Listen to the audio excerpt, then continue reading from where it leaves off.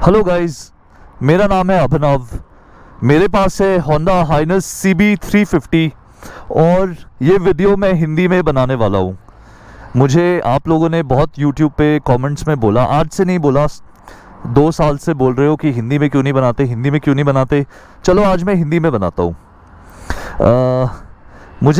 मैंने इस बाइक का एक वीडियो डाला था कल रात, जिसमें लोगों ने मुझसे कमेंट्स में पूछा क्या ये बाइक लद्दाख स्पीति कर सकती है।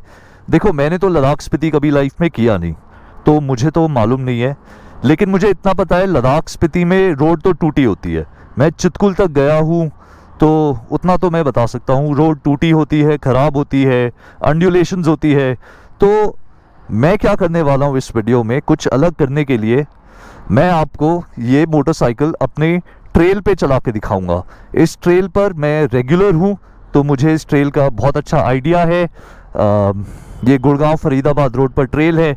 मैं इस पर एक्सपल्स चलाता हूँ, KTM 390 एडवेंचर चलाता हूँ, मैं इस पर टाइगर भी चलाता हूँ, मैं इस पर इंटरसेप्टर भी चला चुका हूँ। तो अभी तक ये मोटरसाइकिल मैंने कुछ 70-80 किलोमीटर में भी चला दी हो टोटल, कल से जब से मैंने डिलीवरी ली है। तो उसमें मैं एक चीज़ तो समझ गया हूँ, ये मोटरसाइकिल बहुत कंफर्टेबल है, लेकिन इसका सस्पेंशन जो है वो थोड़ा सा स्टिफ है। चलो कोई बात नहीं, स्टिफ सस्पेंशन की भी आपको आदत तो पड़ ही जाएगी। सीट भी थोड़ी सी स्टिफ है। मुझे लगता है रॉयल एनफील्ड की सीट और सस्पेंशन इससे सॉफ्ट है। तो कई सारे रॉयल एनफील्ड के ओनर्स बोलेंगे इसमें वो फील नहीं है, इसमें वो बात नहीं है, क्योंकि compare to a Royal Enfield इस मोटरसाइकिल में वो कैरेक्टर नहीं है। जैसे रॉयल एनफील्ड पर ज़्यादातर लोगों को, जिनको मैंने देखा है, जो क्लासिक 350 चलाते हैं, जब उनसे मैं बात करता हूँ कि भाई क्यों चलाते हो ये मोटरसाइकिल, वो कहते हैं यार इसकी ना बात ही अलग है। इसमें एकदम राजा की तरह बैठकर पैर ऐसे खोल के अक्षय कुमार स्टाइल, वो थंप के साथ धीरे धीरे 3rd 4th गियर में डुक डुक डुक डुक डुक डुक डुक डुक करके चलते रहते हैं। इस मोटरसाइकिल में भी आप थोड़ा बहुत वैसे कर सकते हो, लेकिन इसमें वो वाली बात नहीं है। Like the royal Enfield classic is an emotion. Honda क्या करता है, अपनी मोटरसाइकिल को ओवर इंजीनियर कर देता है। तो ये मोटरसाइकिल रॉयल एनफील्ड को हर एस्पेक्ट में बीट करेगी, हर एस्पेक्ट में ये उसको बीट करेगी, लेकिन मुझे अभी तक ना वो फील, वो सोल नहीं मिली इस मोटरसाइकिल में जो रॉयल एनफील्ड में मिलती है। तो मे बी, मुझे नहीं पता मैं आप लोगों को ये बात कैसी लगेगी, बट रॉयल एनफील्ड इससे काफ़ी अलग है। ये उससे बहुत अच्छी बाइक है, लेकिन रॉयल एनफील्ड का अपना एक अलग चार्म है। वो मोटरसाइकिल अपने आप में एक इमोशन है। तो मैं ज़्यादा टाइम नहीं आपका वेस्ट करूँगा, इस मोटरसाइकिल को चला कर देखते हैं। आपको मैं एक अच्छी सी लुक दे देता हूँ। इसमें देखो, जैसे इसमें ट्रैक्शन कंट्रोल आता है, इसमें अलॉय व्हील आते हैं। अब आप बोलोगे रॉयल एनफील्ड में लोहा होता है, लोग प्लास्टिक की मोटरसाइकिल बनाते हैं। देखो, फेंडर भी लोहे का है, टैंक भी लोहे का है, साइड पैनल भी लोहे के हैं, पीछे वाला फेंडर भी लोहे का है। इसमें क्रोम का बहुत यूज़ किया गया है। तो रॉयल एनफील्ड को अच्छा कंपटीशन देने के लिए होंडा ने पूरी जान लगा दी है, सब कुछ सोच लिया है और सच में एक बहुत बढ़िया मोटरसाइकिल बनाई है, जो मुझे लगता है रॉयल एनफील्ड क्लासिक से बहुत ज़्यादा बढ़िया है। ये मोटरसाइकिल वाइब्रेट नहीं करती। मुझे लगता है ये माइलेज बहुत अच्छा देगी। ये हाईवे पे आराम से 80-90 पे चलेगी। मैं सुबह से इसको 45 किलोमीटर चला चुका हूँ। एंड जब मैं इसको तेज़ नहीं चला रहा होता, मैं कभी स्पीडो पे नीचे करके देखता हूँ तो ये 75-80 पे चल रही होती है। लेकिन चलिए, अभी के लिए इस मोटरसाइकिल को चला कर देखते हैं और हमें पता चलेगा। मैं इसकी ट्रैक्शन कंट्रोल ऑफ कर दूंगा और हमें पता चलेगा ये मोटरसाइकिल टूटे रास्तों पे कैसे चलेगी।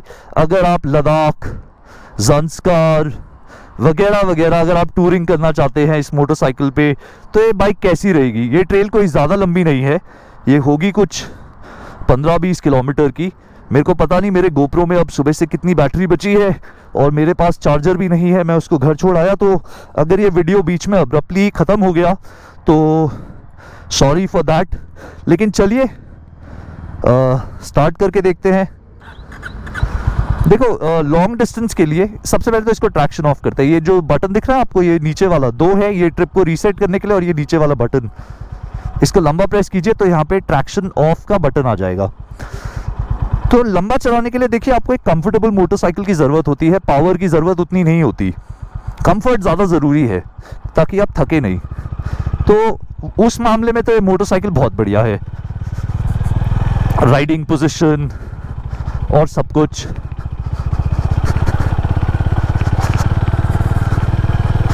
अभी हमें पता चलेगा सस्पेंशन जो इसका स्टिफ है आपको थकाएगा कि नहीं थकाएगा। अभी तक तो देखो कोई दिक्कत तो हो नहीं रही। बाइक चल रही है 30-35 पे, 30 के ऊपर, और मैं धीरे धीरे चला रहा हूँ। मैं कोई ट्रेल श्रेड करने के मूड में तो हूँ नहीं। ये कोई एक्सपल्स तो है नहीं या KTM तो है नहीं कि वैसे चलाएगा कोई इंसान इसको। जो भी चलाएगा प्यार से ही चलाएगा। ये क्या है, ईगल्स? ज़रूर कुछ जानवर कोई मरा होगा जिसको ये खा रहे होंगे। दोस्तों तो देखिए सेकंड गियर पे बड़ी प्यार से उठती है। अगेन ये तो मोस्टली प्लेन ही है अभी तक। थर्ड गियर पे हूँ मैं अब। ये तो प्लेन ही है, इतना कोई दिक्कत नहीं है। ये तो मतलब जो कच्चा रास्ता होता है वैसा ही है। वैसे भी लद्दाख तो अब पेव्ड ही होता है।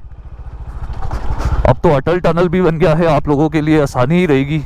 कभी मेरा ऑफिस मुझे भी छुट्टी दे तो मैं भी जाऊँ टूरिंग करूँ। मेरे पास एक टाइगर 1200 है जिसको मैंने सोचा था मैं टूरिंग करूँगा, लेकिन उसको तो मैं दिल्ली में क्रूज़ कंट्रोल पे 50 पे डाल के चलाता रहता हूँ। खैर वो तो अलग बात है। हाँ ये गड्ढे आराम से ले रही है, कोई दिक्कत नहीं दे रही। फिर देखिए दोस्तों, जैसे इसमें ना ट्यूबलेस टायर है, इसमें अलॉय व्हील है। अगर होंडा चाहती तो वो आपको ना एक स्पोक्स का ऑप्शन दे सकती थी, इसमें स्पोक व्हील डाल देती ताकि ये और ज़्यादा रेट्रो दिखती। लेकिन उसका स्पोक्स की ना यूटिलिटी इतनी है नहीं अब सच्ची में, अगर आपको सिर्फ रोड पर बाइक चलानी है। आज की डेट में अलॉय व्हील इतने स्ट्रॉन्ग तो होते ही है कि वो थोड़ी बहुत ऑफ रोडिंग तो आराम से ले ले, कभी बेंड नहीं हो, कभी टूटे नहीं, ऐसी कोई दिक्कत होती नहीं है अब तो। एंड इसका एडेड बेनिफिट ये है कि कभी आपका पंक्चर नहीं होगा। पंक्चर होगा भी तो आपकी मोटरसाइकिल आराम से चलती रहेगी। ट्यूबलेस है, कोई ऐसी खास दिक्कत नहीं आएगी आपको। जैसे क्या बोलते हैं, अगर यहाँ पर आप स्पोक्ड व्हील्स के साथ चलाओगे, अब क्या होता है यहाँ पर ना कीकड़ का पेड़ होता है, और कीकड़ बहुत सारा यहाँ पे वो कर देता है, छोटे छोटे माइक्रो पंक्चर कर देता है। जैसे मेरी KTM 390 एडवेंचर का जो स्टॉक मेटजेलर टायर था उसमें 5-6 माइक्रो पंक्चर्स मुझे मिले। तो अगर स्पोक्ड होता तो फिर तो दिक्कत होती। जैसे मेरे दोस्त के पास एक्सपल्स है और उसका बीच में अंदर पंक्चर हो गया था। तो ये सब हैसल्स ना लाइफ में चाहिए नहीं। मतलब मैं थोड़ा सा लुक्स पे कॉम्प्रोमाइज़ करने को तैयार हूँ। मेरे को अगर स्पोक ट्रिम्स नहीं मिलते for a true retro look, क्या फ़र्क पड़ता है यार, बाइक तो आराम से चल रही है ना इसमें, बिना दिक्कत के, बिना हेडेक के। एंड अल्टीमेटली तो वही मैटर करता है टूरिंग वूरिंग करते हुए। अभी जैसे मतलब देखो सस्पेंशन मैंने बोला स्टिफ है आपको शुरुआत में ही, लेकिन कोई दिक्कत नहीं दे रहा है, मेरे को थका नहीं रहा है, मेरे को सीट उछाल नहीं रही है इतनी स्लो स्पीड पे। हाई स्पीड पे ज़रूर मेरे को स्पीड ब्रेकर के ऊपर बाइक उछाल रही थी, बट कोई दिक्कत नहीं है। बाइक में टॉर्क बहुत अच्छा है, लो एंड, दूसरी गियर पे हम चल रहे हैं। मुझे तो अच्छी लग रही है ये चलाने में। खैर सच बोलूँ तो मुझे तो सारी बाइकें अच्छी लगती है चलाने में। तो मेरी ओपिनियन पे अपना अरे ABS यार, ABS की आदत नहीं है ना, मैं रियर लॉक कर देता हूँ यहाँ पे और फिर बाइक को कंट्रोल करता हूँ। तो इसमें तो ABS ऑफ करने का बटन नहीं है। इसमें ABS अगर आपको ऑफ करना है तो उसका फ्यूज़ ही निकालना पड़ेगा, वो मैं आपको रेकमेंड नहीं करूँगा। ABS के साथ चलाइए। खैर मुझे तो जैसे मैं आपको कह रहा था, मुझे तो सारी बाइकें अच्छी लगती है, मैं तो किसी भी बाइक को चलाता हूँ, मुझे बहुत मज़ा आता है। तो मेरी ओपिनियन पे शायद मत जाइएगा, आप अपनी ओपिनियन पे जाइए, मतलब इसको रेफरेंस पॉइंट ले लीजिए, लेकिन बाइक को जाकर टेस्ट ड्राइव करिए और खुद अपना डिसीजन लीजिए। अब जैसे ये मोटरसाइकिल जो आई है, ये तो बिल्कुल होंडा ने क्या किया, रॉयल एनफील्ड को ब्लूप्रिंट किया क्लासिक 350 को, और हर एस्पेक्ट में इम्प्रूव कर दिया, हर एस्पेक्ट में इम्प्रूव कर दिया इस बाइक को। इसकी पावर जो है वो शायद 1 bhp ज़्यादा है, इसका टॉर्क जो है वो भी 1 न्यूटन मीटर शायद ज़्यादा होगा। सॉरी गाइज, मुझे ना मतलब स्पेसिफिकेशंस कुछ खास मालूम नहीं है, मैं ये सब पढ़ता वढ़ता नहीं हूँ। बचपन में पढ़ता था जब बाइक नहीं चलाता था, उसके बाद जब बाइक चलानी शुरू करी तब समझ में आया ये स्पेसिफिकेशन में कुछ नहीं रखा। बाइक चलाओ, उसकी फील समझो, बाइक कैसे चलती है वो मैटर करता है। ये नहीं मैटर करता कि बाइक में 21 bhp है कि 21.3 bhp है, ये सब बकवास है गाइज। बाइक चलाओ, शांत रहो, बाइक चलाओ, मैं तो यही मानता हूँ। तो होंडा ने क्या किया, इसको हर पैरामीटर में इम्प्रूव कर दिया। इसमें कोई लोग बोलेंगे कि उनको बड़ी बाइक की फील चाहिए। अब देखो भैया, ये बाइक तो रॉयल एनफील्ड से लंबी है, क्लासिक से, ठीक है। इस बाइक में व्हील बेस भी लंबा है, तो ये हाईवे पर स्टेबल रहेगी। ये चौड़ी भी दिखती है। कल मैंने इसको अपनी टाइगर के साथ खड़ा करके देखा था। टाइगर तो बहुत बड़ी बाइक है, लेकिन ये कोई बहुत छोटी भी नहीं लग रही थी उसके सामने। तो रॉयल एनफील्ड ने अब ये बाइक 20 किलो के आसपास हल्की भी बना दी। इसका जो कर्ब वेट है वो 181 kg है। रॉयल एनफील्ड शायद होती होगी 190 किलो की, तो होती होगी, भारी तो लगती है। अगेन, मैंने वेट कभी पढ़ा वड़ा नहीं है। मैं ज़्यादा रॉयल एनफील्ड में, मेरे को कभी रॉयल एनफील्ड गाइस पसंद नहीं थी। मैंने जब तक इंटरसेप्टर 650 नहीं चलाई, उससे पहले मैंने अपने दोस्त की एक बार क्लासिक 500 थोड़ा टाइम चलाई थी, तब मुझे समझ में आने लगा था अरे यार इसलिए लोग रॉयल एनफील्ड चलाते हैं। मैं हमेशा से स्पोर्ट्स बाइक चलाता आया हूँ, तो मैं जब से इंटरसेप्टर चलाने लगा तब से मैं रॉयल एनफील्ड थोड़ी बहुत समझने लगा हूँ। बट यार, ये बाइक रॉयल एनफील्ड से हर मामले में होंडा ने अच्छी बनाने की कोशिश करी है। मैं भूल गया मैं क्या आपको बता रहा था, मैं क्यों ये बता रहा था और क्या पॉइंट आपको बताने की कोशिश कर रहा था। खैर, बढ़िया चल रही है, थकोगे नहीं। इस पे जो मैटर करता है, देखो अब मुझे नहीं पता हाई ऑल्टीट्यूड पर जाकर इस बाइक की पावर कितनी मर जाती है, ठीक है, वो तो मैं नहीं बता सकता, क्योंकि मैं तो भाई दिल्ली में ही रहूँगा। अभी यूएस इलेक्शन आएगा, उसके बाद बिहार इलेक्शन आएगा। मैं हूँ एक जर्नलिस्ट, तो मेरी लाइफ तो ऐसे ही कटेगी। आप लोग जो जाओगे, ऑफ रोडिंग में कोई दिक्कत नहीं देगी ये बाइक। कंफर्टेबल है, बहुत कंफर्टेबल है। इसमें शायद पिलियन बिठाकर भी आराम से यहाँ पे चल जाएगी। एंड चलती तो यहाँ पर स्प्लेंडर भी है, गांव के लोग स्प्लेंडर चलाते हैं, यहाँ पे CD 100 चलाते हैं। तो बाइक तो सारी चलती है, बाइक सारी बढ़िया होती है, लेकिन ये रिलेटिव कंफर्ट के साथ चलेगी, इसमें आपको ऐसी कोई दिक्कत नहीं आएगी। अब देखो, थर्ड गियर में डुक डुक करके चल रहा हूँ 30 की स्पीड पे, मज़ा आ रहा है यार। तो मैं आपको स्पोक्स व्हील्स के बारे में बता रहा था। अच्छा किया होंडा ने अलॉय व्हील दे दिए, ठीक है।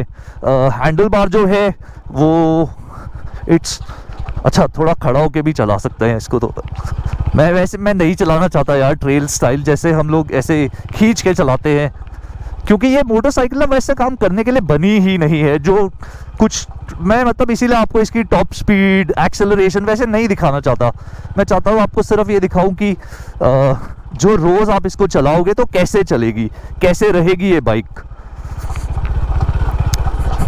स्पीति ज़ंस्कार तो आराम से करेगी यार, कोई दिक्कत नहीं देगी मुझे लगता है। ग्राउंड क्लियरेंस की कोई दिक्कत नहीं आ रही है अभी तक। खैर, हम तो गड्ढों में गए ही नहीं, बट अच्छा है, थका नहीं रही। चलो रियल टाइम माइलेज देखे, अभी दिखा रहा है ट्रिप हमने आज सुबह से 52 किलोमीटर चला दी है जब से हम इस मोटरसाइकिल को चला रहे हैं। अभी बाइक दिखा रही है हम सेकंड गियर में है और टाइम हो रहा है 9:54। टोटल मैं 76 किलोमीटर इस बाइक को चला चुका हूँ। चलो ये आई थोड़ी सी रॉकी क्लाइंब, मैं इन लोगों को जाने दूंगा और इनके जाने के बाद मैं आगे जाऊंगा। तब तक आपको ये दिखाते हैं 76 किलोमीटर चला चुका हूँ। बैटरी की वोल्टेज दिखाता है 14.3, रेंज दिखा रहा है अभी ये मोटरसाइकिल 550 किलोमीटर चलेगी। मतलब कमाल की बात है यार, 17 लीटर इसमें पेट्रोल आया, 550 किलोमीटर चल सकती है। ट्रिप ए एवरेज अभी तक मुझे इस मोटरसाइकिल ने 37 की माइलेज दी है और मैंने ये मोटरसाइकिल हाईवे पे तेज चलाई है। मतलब मैं इसको 100-110 पे भी ले गया, 80 पे तो मैं चला ही रहा हूँ कम से कम। और मैं इसको शहर के बीच में से, दिल्ली के बीच में से मेहरौली गुड़गांव रोड में से भी चला कर लाया हाईवे तक। तो वाओ, मतलब 37 की माइलेज अगर ये इंडिकेट कर रही है तो अच्छा ही है, बहुत अच्छी माइलेज है। ऑब्वियसली हम मीटर पर तो नहीं जा सकते, हम उस पे जाएंगे टैंकफुल टू टैंकफुल मेथड। मैं अभी जब आज का राइड पूरी वाइंड अप करूँगा तो उसको मैं लेकर जाऊंगा पेट्रोल पंप पर, वहाँ पर मैं इसमें पेट्रोल भराऊंगा ऊपर तक, मैंने जहाँ तक नोटिस किया था मार्कर, और फिर हम कैलकुलेट करेंगे ये मोटरसाइकिल माइलेज कितना देती है। तो आप इसकी रेंज हमें पता चल जाएगी कि ये बाइक कितना चल सकती है। खा रही है गड्ढे आराम से, ये ऐसी कोई दिक्कत नहीं दे रही। सो या पत्थरों के ऊपर से आराम से निकल रही है। अच्छा है यार, अच्छी बाइक है।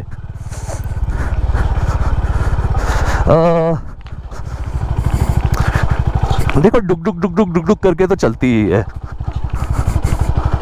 बढ़िया है यार, मुझे बहुत अच्छी लग रही है ये मोटरसाइकिल। ये मोटरसाइकिल गाइस मेरी नहीं है, मेरे मामा ने खरीदी है। कल वो तो जावा खरीदना चाहते थे, लेकिन जैसे ही वो उन्होंने जावा की बुकिंग करी उसके अगले दिन ही ये मोटरसाइकिल अनाउंस हो गई। तो मैंने अपने मामा को बोला कि तू पागल है, तू जावा खरीदने जा रहा है। गाइस मैं नहीं कहता जावा बुरी बाइक है, जावा बहुत अच्छी बाइक है, लेकिन उसका जो मेरा जो मामा है वो उसकी ना दिन में रनिंग अराउंड बहुत होती है मोटरसाइकिल पे, वो चलाता है कुछ 70-80 किलोमीटर। तो मैंने बोला यार ऐसी मोटरसाइकिल लेना जिसकी रिलायबिलिटी हमें पता है, होंडा ब्रांड की रिलायबिलिटी कैसे होती है। अगेन यू शुड नेवर जज a book by its cover. आपको पहले से तो नहीं कहना चाहिए कि होंडा ने बनाई है तो अच्छी होगी, लेकिन थोड़ा बहुत चांस तो लिया जा सकता है। तो मैंने उसको बोला कि भाई एक काम कर, वो जावा छोड़ दे, जावा अच्छी बाइक है लेकिन जावा छोड़ दे, तू ये ले ले। And I am very happy कि हम लोगों ने जावा कैंसिल करी और हम लोगों ने ये बुलेट मैं फिर बुलेट कह रहा हूँ क्योंकि अगेन ये थोड़ी सी बुलेट वाली फील ही दे रही है कि हम ये CB 350 चला रहे हैं। तो मैंने मामा को एक बाइक दिलाई, लेकिन मैंने उसको बोला कि देख भाई ये बाइक तो मेरे पास रहेगी हफ्ता भर, तू मेरी कोई भी बाइक ले जा, तेरे को इंटरसेप्टर ले जानी है वो ले जा, तेरे को एक्सपल्स चलानी है ले जा, जो करना है कर ले, लेकिन ये मेरे पास एक हफ्ता रहेगी। मैं आप लोगों को एक बात बताता हूँ, मेरे पास इस मोटरसाइकिल से पहले ऐसी इस स्टाइल की मोटरसाइकिल मेरे पास ट्रायम्फ की स्ट्रीट ट्विन होती थी। मैं अगर आपको सच्ची बताऊँ ना तो ये मोटरसाइकिल मुझे ना स्ट्रीट ट्विन की याद दिला रही है। स्ट्रीट ट्विन भी एक बहुत ही बढ़िया फिनिश प्रोडक्ट था जैसे कि ये है। मतलब इसकी क्वालिटी लेवल्स देखकर ना आप इसको बोलोगे नहीं कि ये बाकी 2 लाख रुपए की मोटरसाइकिल्स के बराबर है, ये उनसे ऊपर लगती है। मुझे बहुत अच्छा लगा, मुझे बहुत अच्छा लगा। मैं हमेशा से कहता हूँ और हर मैन्युफैक्चरर के लिए मेरे पास यही कमेंट होता है, भाई थोड़े से पैसे ज़्यादा ले लो, कोई बात नहीं, 10, 20, 15, 20 हज़ार 30 हज़ार रुपये ज़्यादा ले लो, लेकिन ना मोटरसाइकिल को एक बार में ना अच्छे से फिनिश प्रोडक्ट बना दो, हमें क्वालिटी दे दो। हमें नहीं चाहिए यार, किसको चाहिए कि 5-10 हज़ार रुपये बजा के आपके बोल्ट रस्ट हो रहे हो। जैसे इंटरसेप्टर में ये हुआ था, बोल्ट जो है और छोटे मोटी जगह पे शुरुआत में रस्ट आने लग गया। अब भाई तुम 2.5 लाख रुपए के बजाय उसका प्राइस 3 लाख रुपए रख देते, हम लोग तो फिर भी खरीद लेते। आज की डेट में लोगों के पास परचेजिंग पावर है, तो जो अल्योर होता है कि अरे सस्ती से सस्ती बाइक, लेकिन यार क्वालिटी भी तो एक चीज़ होती है ना। तो वो मुझे ट्रायम्फ ने सिखाई थी, मेरी पहली बाइक थी ट्रायम्फ स्ट्रीट ट्रिपल, और मैं वहाँ से सीखा कि क्वालिटी क्या चीज़ होती है। फिर मैंने स्ट्रीट ट्विन भी खरीदी थी ट्रायम्फ की, बहुत बढ़िया क्वालिटी, बहुत बढ़िया सिटी बाइक थी। ये भी बिल्कुल मुझे वैसी ही फील दे रही है, वेरी वेल मेड। इसमें कोई मतलब इसको देखकर लगता नहीं यार कि ये 2 लाख रुपए की बाइक है, थोड़ी सी महंगी दिखती है उससे। पेंट क्वालिटी इज अमेजिंग, बहुत अच्छा पेंट है। इंस्ट्रूमेंट कंसोल देखो यार कितना बढ़िया दिखता है। अगर आप लोगों को क्या बोलते हैं उसको, वॉइस कनेक्टिविटी वगैरह चाहिए तो इसमें वो भी आता है, ब्लूटूथ सिस्टम आता है, इसमें ट्रैक्शन कंट्रोल है, इसमें जो हेडलाइट है वो LED यूनिट है, जो इंडिकेटर है वो भी LED वाले हैं। तो बहुत अच्छा फिनिश प्रोडक्ट है। इंजन जो है बहुत बढ़िया तरीके से बनाया है, देखो वाइब्रेट नहीं करता। मैं नेचुरली आप लोगों से बात करके धीरे धीरे धीरे धीरे चलता जा रहा हूँ। सच में यार ये एकदम कमाल की मोटरसाइकिल है, मुझे बहुत अच्छी लगी, सच में मुझे बहुत अच्छी लगी। मैंने आप लोगों को एग्जाम्पल देता हूँ। जैसे मुझसे किसी ने पूछा था कि हमें डोमिनार लेनी चाहिए या ये लेनी चाहिए। देखो भाई, ये तो डोमिनार के साथ डायरेक्टली compete करती नहीं है। Dominar is more capable, Dominar शायद 150 तक भी चले जाती है, लिक्विड कूल्ड इंजन है, थोड़ी सी स्पोर्टी दिखती है, टूरिंग बाइक है, लेकिन डोमिनार में ना वो क्वालिटी नहीं है। नहीं है यार, बिल्कुल नहीं है। मेरे एक कॉलीग के पास डोमिनार है, मैंने चलाई हुई है, बाइक बहुत अच्छी है, सच में बहुत अच्छी है, लेकिन ना वो प्रीमियमनेस नहीं है उसमें। फिर कुछ लोग, किसी ने बोला कि हुस्कवर्ना स्वाटपिलन 250 इससे बढ़िया बाइक है। भाई क्या बात कर रहे हो आप, एप्पल्स एंड ऑरेंजेस कैसे कंपेयर कर सकते हो? कोई तुक ही नहीं बनता। ये मोटरसाइकिल भैया 70-80 पे चलाने वाली है, वो मोटरसाइकिल स्पोर्ट्स बाइक की तरह है, वो स्क्रैम्बलर है, ये सिटी बाइक है, ये रिलैक्स्ड क्रूजिंग स्टाइल मोटरसाइकिल है। तो कोई लॉजिक नहीं है यार, इसको उन बाइक्स के साथ मत कंपेयर करो। इसका कंपैरिजन जहां तक मुझे समझ में आता है सिर्फ 4-5 मोटरसाइकिल्स, रॉयल एनफील्ड की classic 350 and the upcoming meteor 350, जो मेरे हिसाब से रॉयल एनफील्ड ने काफ़ी इम्प्रूव करी होगी। रॉयल एनफील्ड ने अपने इंटरसेप्टर एंड ये जो 650 ट्विंस का प्लेटफॉर्म है, इससे बहुत कुछ सीखा, बहुत मॉडर्न हो गई है कंपनी, इंजन बहुत मॉडर्न हो गए हैं, तो थोड़ा बहुत वो उसमें मीटियोर में झलकेगा ही। लेकिन क्या मीटियोर क्लासिक से इतनी बढ़िया होगी कि वो इस मोटरसाइकिल को हरा पाए? मुझे प्रैक्टिकल टर्म्स में नहीं लगता।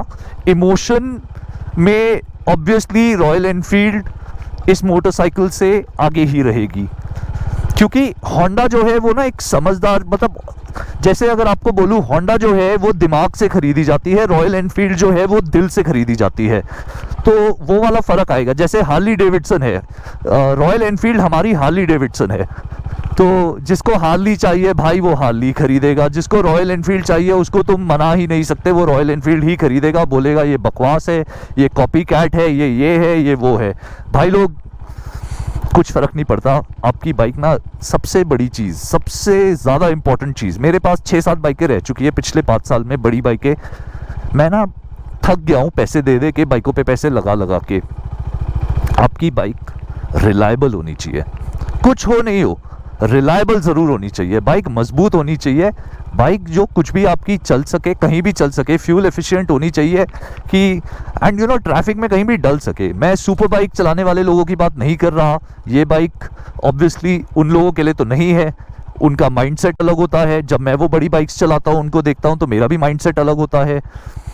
अब देखो ये रेत बजरी पे भी प्यार से तो चल ही रही है, तो ये बाइक ना बढ़िया है यार, ये इस काम के लिए बहुत अच्छी है। अब देखो रॉयल एनफील्ड की सेल्स को तो ये बाइक ज़्यादा डेंट कर नहीं पाएगी शुरुआत में, क्योंकि रॉयल एनफील्ड का जो नेटवर्क है वो वास्ट है। हर जगह पे आपको एक रॉयल एनफील्ड का शोरूम और एक सर्विस सेंटर मिल ही जाएगा।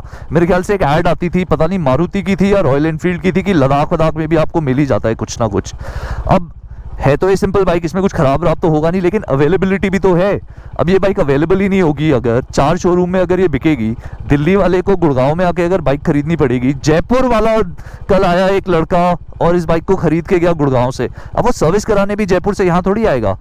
होंडा कहता है कि वो नए नए शोरूम लॉन्च करने की कोशिश कर रही है, 50 शोरूम खोल देगी वो मार्च अप्रैल तक 2021, तो ये मोटरसाइकिल आप खरीद सकते हैं, आप लोगों के पास आएगी। लेकिन फिर भी यार मेरे को नहीं लगता कि जब तक ये मोटरसाइकिल के शोरूम हर जगह अच्छे से फैल जाएंगे, इसकी बहुत मार्केटिंग वगैरह होगी, तब तक लोगों को पता ही नहीं चलेगा कि ये मोटरसाइकिल कितनी बढ़िया है, क्यों लोगों को ये रॉयल एनफील्ड क्लासिक 350 के बजाय ये मोटरसाइकिल लेनी चाहिए। लोग नहीं जान पाएंगे जब तक आप मोटरसाइकिल चला कर नहीं देखोगे, खुद टेस्ट ड्राइव नहीं लोगे, आपको कैसे मालूम होगा। दूसरे की बात सुनकर तो आप एक सर्टेन लेवल तक ही मान सकते हो, खुद भी तो एक बार चलाकर देखनी पड़ती है डिसीजन लेने के लिए। तो रॉयल एनफील्ड तो मेरे ख्याल से सेफ है अभी के लिए, रॉयल एनफील्ड को कोई दिक्कत नहीं है। हाँ लेकिन 2 और जो इस मोटरसाइकिल के कंपेटिटर हैं, एक है बनेली जो इंपीरियाले 400 जो बनाते हैं, जो मेरे हिसाब से, मैंने चला ही नहीं है, लेकिन जितना मैं पढ़ा वढ़ा है और समझा हूँ, बहुत बढ़िया बाइक है वो, मेरे ख्याल से बेटर रॉयल एनफील्ड 350 है रॉयल एनफील्ड से। एंड जावा दूसरी बाइक, तो देखो रॉयल एनफील्ड तो सेफ है इस बाइक से, अभी उन दोनों बाइकों की मार्केट खत्म, ये तो क्लियर हो गया। ना कोई अब जावा खरीदेगा, ना कोई अब बनेली खरीदेगा, वो तो गई।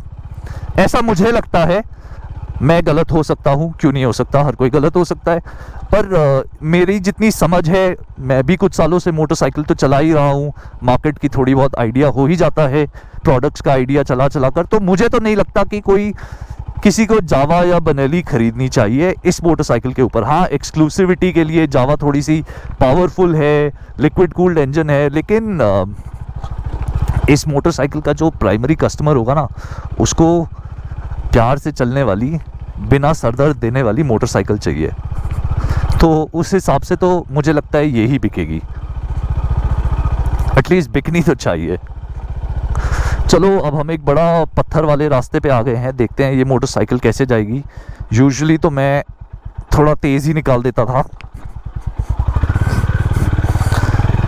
कितनी प्यार से निकली यार। एक्सपल्स, टाइगर, KTM 390 एडवेंचर तो मैं यहाँ से उड़ के निकालता था। इसको भी करने को तो मैं ट्राई कर सकता था, लेकिन the idea is to emulate कि पहाड़ों में कैसे चलेगी, टूटे कच्चे रास्ते में बाकी लोग कैसे चलाएंगे, वो ऐसे तो चलाएंगे नहीं, तो मैंने भी नहीं चलाई। गाइस देखो अभी भी 37.3 की माइलेज दिखा रहा है ये, और जबकि हम कर क्या रहे हैं, हम तो डुक डुक डुक डुक डुक डुक प्यार से चल रहे हैं, तेज भी नहीं चल रहे यार। 30 पे मेरे को तो आदत ही नहीं है अब ऐसे चलाने की।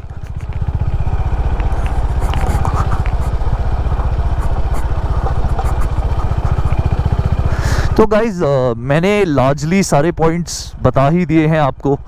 ये मोटरसाइकिल में जो फुट पैग्स हैं वो थोड़ा आगे की तरफ है, तो आप बहुत कंफर्टेबली बैठते हैं। इसकी सीट जो है वो बहुत चौड़ी है और उसकी शेप जो है बहुत अच्छी है, टेपर्ड है, तो आगे से नैरो है, पीछे आपका बट जो है वो एकदम से कंफर्टेबली इस पे रहेगा। रेफरेंस देने के लिए मैं बता दूं, मैं 5 फुट 10.5 इंच का मेरी हाइट है, मेरा वज़न 80 किलो है, तो मैं बहुत जेनरस प्रोपोर्शंस का बना हुआ बंदा हूँ, तो मैं तो कंफर्टेबली इस पर आता हूँ। ये बाइक मुझ पे छोटी भी नहीं लगती। आप इस वीडियो में वो नहीं देख पाएंगे, लेकिन मेरे दूसरे वीडियो देख लीजिएगा, उससे आपको थोड़ा आइडिया हो जाएगा। मैं इस पे छोटा भी नहीं दिखता हूँ। यू नो, हैंडल बार जो है वो स्वेप्ट बैक है, उठ के पीछे की तरफ आता है, तो आपको बहुत ज़्यादा रीच नहीं करना पड़ता हैंडल बार के लिए। ऐसा भी नहीं है कि हैंडल बार बहुत ऊंचा हो या बहुत नीचा हो, it is just right, it is just right.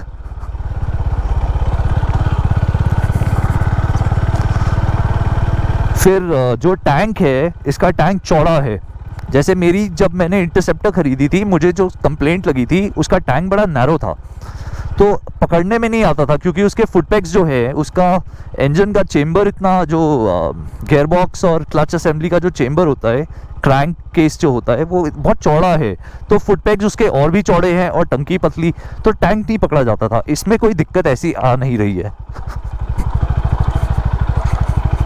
हाँ, इसमें कोई दिक्कत नहीं आ रही है, इसमें मैंने बड़ी प्यार से टैंक को पकड़ा हुआ है, तो यहाँ से मैं कंफर्टेबल हूँ, पैरों से कंफर्टेबल हूँ, फुट पैग्स बहुत अच्छे हैं, उस पर मैं बहुत कंफर्ट में हूँ। तो एंड इसकी ग्रिप्स सॉफ्ट है, तो इसकी ग्रिप्स भी पकड़ने में मज़ा आ रहा है। ऐसा नहीं है कि बहुत हार्ड लगे, कुछ नहीं, ऐसा कुछ नहीं है।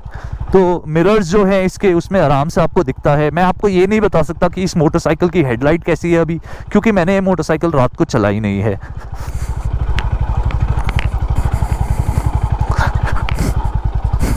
इसकी ब्रेकिंग भी बहुत बढ़िया है, बहुत ज़्यादा बढ़िया है। तो बिना क्लच को यूज़ किए ये मोटरसाइकिल आराम से इन गड्ढों पे से निकल गई सेकंड गियर पे धीरे धीरे। सस्पेंशन मैं अभी भी कहूँगा सही में थोड़ा सा स्टिफ तो है, ऐसा नहीं है कि आपको बहुत दिक्कत आएगी, लेकिन अगर हल्का सा सॉफ्ट होता ना तो ज़्यादा कंफर्टेबल रहता। शायद मेरी तो आदत भी ख़राब हो गई है, आपको क्या बताऊँ, टाइगर चला चला कर। और टाइगर में इलेक्ट्रॉनिक सस्पेंशन होता है, वो प्यार से चलती है, तो वो तो इतनी कंफर्टेबल लगती है, लगता है कि आप ना रिक्लाइनर पे बैठकर आराम से बैठे हुए हो और बस चले जा रहे हो, चले जा रहे हो, चले जा रहे हो। एक्सपल्स का भी सस्पेंशन सॉफ्ट है, जैसे KTM का इससे सस्पेंशन काफ़ी इससे हार्ड था, तो वो तो भगाने में मज़ा आता था यहाँ पर, लेकिन अच्छा है यार।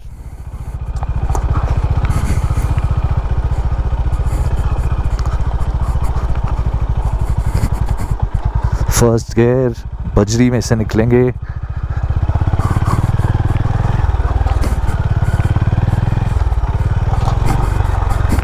न्यूट्रल आ गई। अच्छा गाइज, इसमें ना स्लिप एंड असिस्ट क्लच आता है इस मोटरसाइकिल में,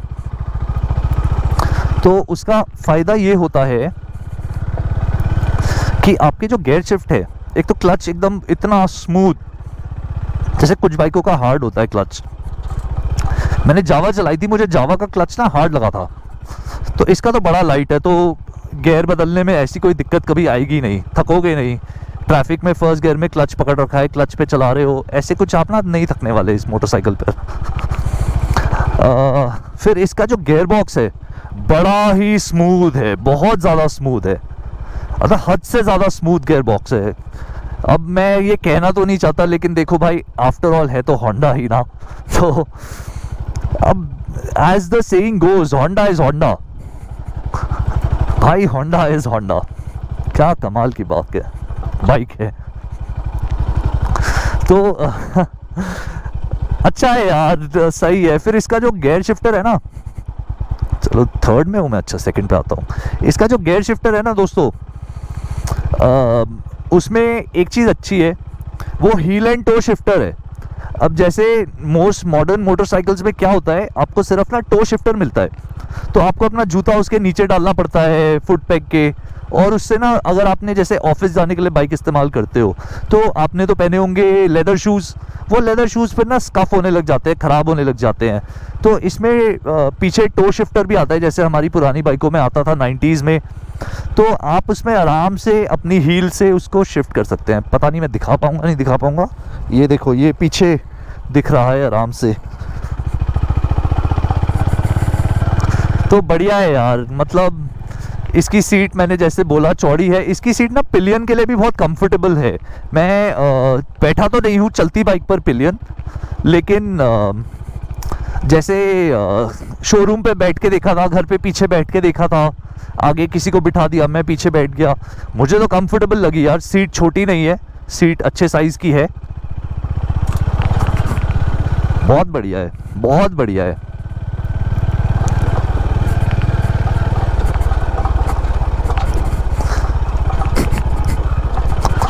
तो भैया ये बाइक तो लद्दाख जाएगी, बिल्कुल जाएगी। हाँ, हाईवे पे सच बोलूँ तो आपको ये बाइक ना 80-90 पे रखनी पड़ेगी, उसके ऊपर नहीं रख पाओगे, विच ऑल्सो इज़ ओके। कोई बुरी स्पीड नहीं है 80-90। आफ्टर ऑल आपको ध्यान रखना पड़ेगा, ये एक लॉन्ग स्ट्रोक मोटर है, ये टॉर्क के लिए जानी जाती है, BHP के लिए नहीं जानी जाती। अच्छा, मैंने सुना है यहाँ से ट्रेल थोड़ी सी आगे जाके बंद हो गई थी पिछली बार, डमडमा तक का रास्ता, तो वो तो मैं कह नहीं सकता कि अभी खुला होगा या नहीं, पर चल के देखते हैं। हो सका तो एक अच्छी फ़ोटो खींच लेंगे, थंबनेल बना देंगे वीडियो का, नहीं तो ऐसे ही जो आता है रॉ वही लगा देंगे। देखो दोस्तों, एडिटिंग वगैरह तो मुझे आती नहीं, ठीक है, मुझे तो गाना लगाना भी नहीं आता, तो वीडियो ये रॉ है, आपको ऐसे ही मिलेगा, कोई इसमें झिंटैक गाना वाना कुछ नहीं लगा होगा।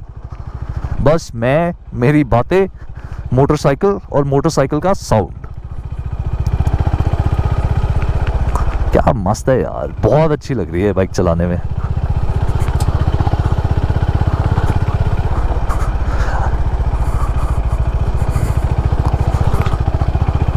बढ़िया है, यू नो, अच्छा है सस्पेंशन, थोड़ा सा स्टिफ है बट अच्छा है। इसकी राइड बहुत अच्छी है, इसकी हैंडलिंग बहुत अच्छी है यार, मैं तो बहुत खुश हो रहा हूँ। अच्छा गाइज, हो सकता है मेरा कैमरा बंद हो जाए कुछ टाइम में, तो अब सच बताऊँ तो बोलने को कुछ ना बचा नहीं है मेरे पास ऑफ रोडिंग के मामले में। इस पे ग्राउंड क्लियरेंस भी शायद मैंने आपको बोल दिया अच्छी है। हाँ, ब्रेक बहुत बढ़िया है इस बाइक की दोस्तों, इसमें निसिन के कैलिपर आते हैं। अच्छा, ये क्या हुआ है?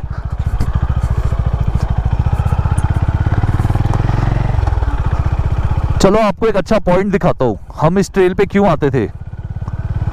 ले ही चलते हैं वहाँ पे। बाइक तो बहुत दिखा दी, लेकिन bike is only half the part.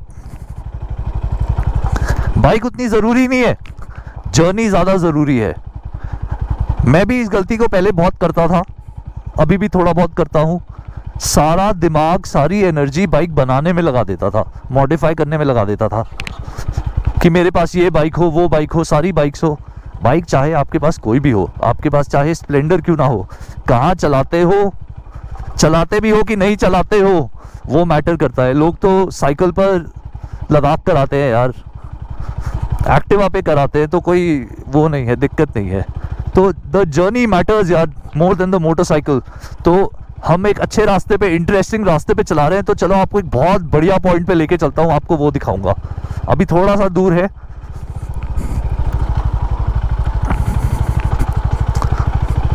बड़ा अच्छा वैंटेज पॉइंट है। उससे ना क्या होता है, हम अभी ना अरावलीज के अंदर है, तो आपको पूरी की पूरी गुड़गांव वैली, वहाँ से वो, मतलब सॉरी, अरावलीज की पूरा का पूरा वो दिखेगा।